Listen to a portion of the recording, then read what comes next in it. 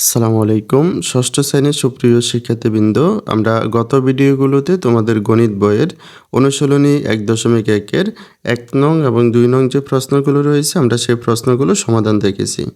আজকের ভিডিওতে আমরা ৩ নং যে প্রশ্নটি রয়েছে এই প্রশ্নটির সমাধান দেখব। আমাদের ৩ নং প্রশ্নটিতে বলা হয়েছে নিচের সংখ্যাগুলোতে যে সকল সার্থক অঙ্ক আছে তাদের স্থানীয় মান নির্ণয় করো। অর্থাৎ এখানে আমাদের যে সংখ্যাগুলো রয়েছে আমাদের এই সংখ্যাগুলোতে যে অঙ্কগুলো রয়েছে এই অঙ্কগুলোর মধ্য থেকে যে সকল অঙ্কগুলো সার্থক অঙ্ক আমাদের শুধুমাত্র সেই সার্থক অঙ্কগুলোর স্থানীয় মান নির্ণয় করতে বলা হয়েছে। তো এখানে আমাদের এই প্রশ্নটি সমাধানের জন্য আমাদের প্রথমত বুঝতে হবে সার্থক অঙ্ক বলতে কি বুঝি। আমরা জানি আমাদের মোট অঙ্কের সংখ্যা হচ্ছে 10টি। এই 10টি অঙ্কের মধ্যে আমাদের শূন্য হচ্ছে পরার্থক অঙ্ক বা অভাব জ্ঞাপক অঙ্ক।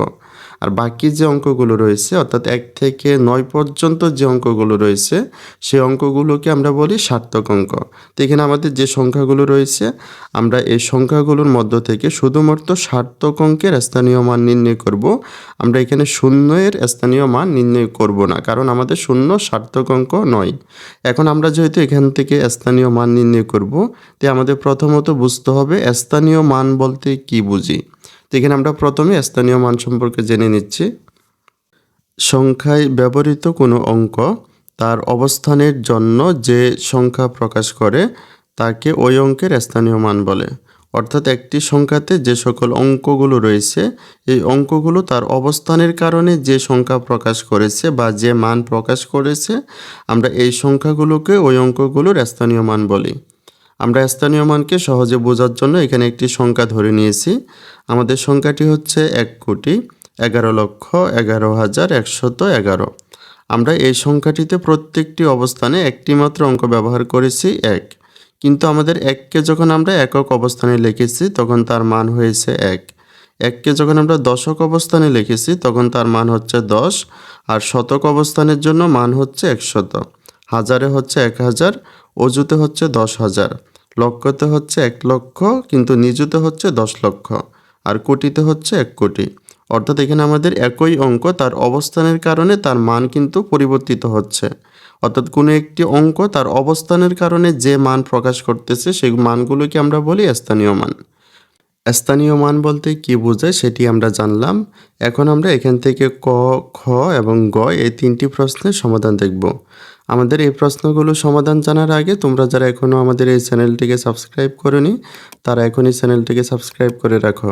আর যারা সাবস্ক্রাইব করেছো তাদেরকে অসংখ্য ধন্যবাদ। প্রথমে আমরা ক নং যে প্রশ্নটি রয়েছে এই প্রশ্নটির সমাধান করব।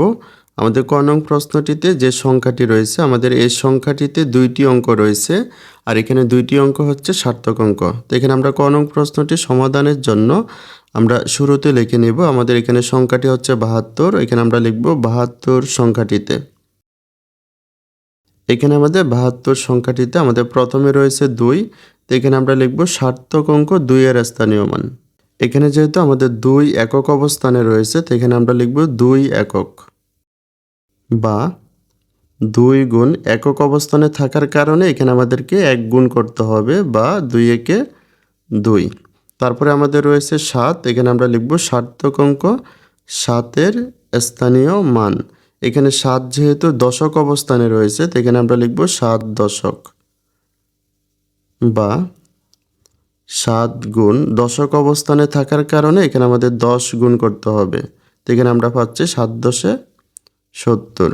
অর্থাৎ এখানে আমাদের ৭২ সংখ্যাটিতে আমাদের 2 এর স্থানীয় মান হচ্ছে 2 আর 7 এর স্থানীয় মান হচ্ছে 70। এখন আমরা লিখতে পারি সুতরাং নির্ণীয় সংখ্যার সার্থক অঙ্কের স্থানীয় মান।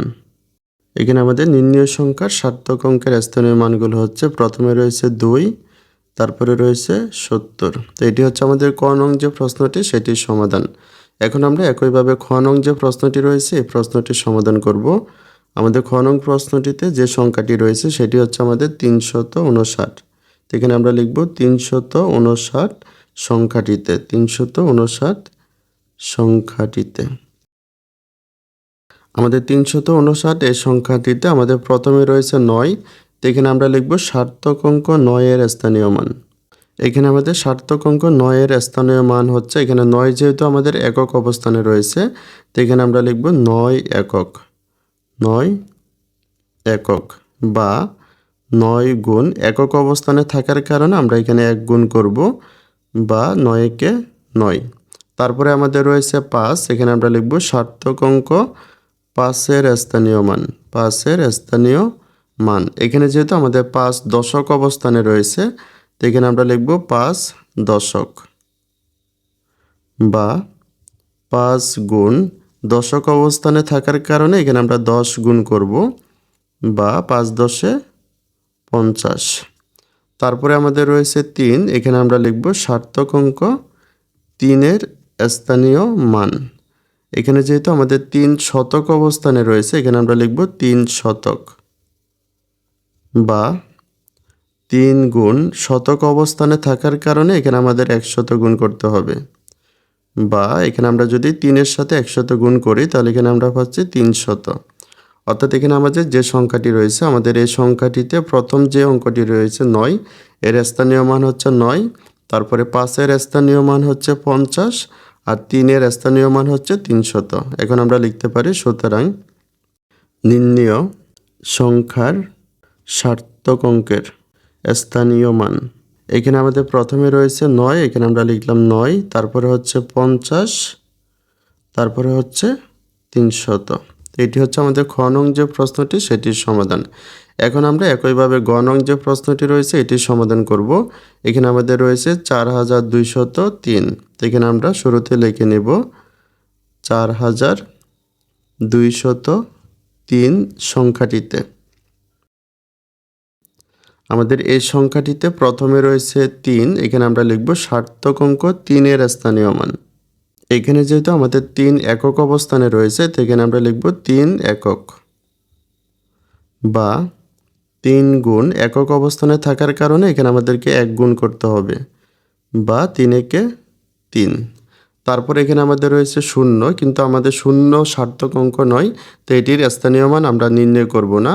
তারপরে রয়েছে 2, এখানে আমরা লিখব সার্থক অঙ্ক 2 এর স্থানীয় মান, 2 এর স্থানীয় মান।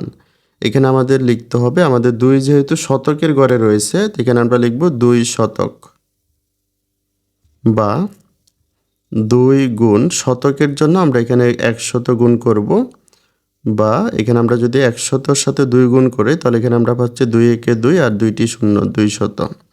তারপরে রয়েছে আমাদের 4, এখানে আমরা লিখব সার্থক অঙ্ক 4 এর স্থানীয় মান। এখানে যেহেতু 4 আমাদের হাজারের ঘরে রয়েছে, তো এখানে আমরা লিখব 4000, বা 4 গুণ 1000 থাকার কারণে এখানে আমাদেরকে 1000 গুণ করতে হবে। তারপর এখানে আমরা লিখতে পারি 4 একে 4, আর এখানে 0 রয়েছে 3টি, অর্থাৎ 4000। অর্থাৎ এখানে আমাদের যে সংখ্যাটি রয়েছে, আমাদের এই সংখ্যাটির প্রথমে রয়েছে 3, যার স্থানীয় মান 3, তারপরে 2 এর স্থানীয় মান হচ্ছে 200, আর 4 এর স্থানীয় মান হচ্ছে 4000। এখন আমরা লিখতে পারি, সুতরাং নির্ণেয় সংখ্যার সার্থক অঙ্কের স্থানীয় মান। এখানে আমাদের প্রথমে রয়েছে 3, আমরা লিখলাম 3, তারপরে 200, তারপরে হচ্ছে আমাদের 4000। তাহলে এটি হচ্ছে আমাদের গ নং যে প্রশ্নটি, সেটির সমাধান। তাহলে সুপ্রিয় শিক্ষার্থীবৃন্দ, তোমাদের ভিডিওটি এই পর্যন্তই। ভিডিওটি ভালো লাগলে অবশ্যই লাইক, কমেন্ট, শেয়ার করে পাশে থাকবে। সকলকে অসংখ্য ধন্যবাদ।